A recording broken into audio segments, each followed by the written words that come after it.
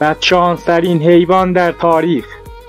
آذر نام اسب محمد رضا شاه بود، اسبی سفید، نجیب و زیبا. خلخالی ابتدا پاهای این حیوان را شکست، سپس چشمانش رو کور کرد و بعد زبونش رو برید و در آخر با شلیک تیر به سر حیوان اون رو کشت.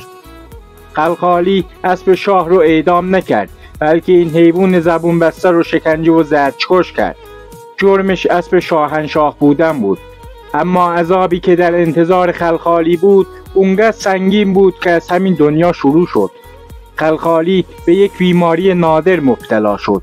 تمام بدنش کرم گذاشت و چنان بوی تعفنی از اون بلند میشد که حتی نزدیکترین افرادش هم مجبور به ترک اون شدند و در تنهایی مطلق جون داد. حالا از شما میپرسم، آیا این عدالت بود یا انتقام؟ اگه به حقایق تاریخی علاقه داری، ممنون میشم کانال تاریخ کهن رو سابسکرایب کنی.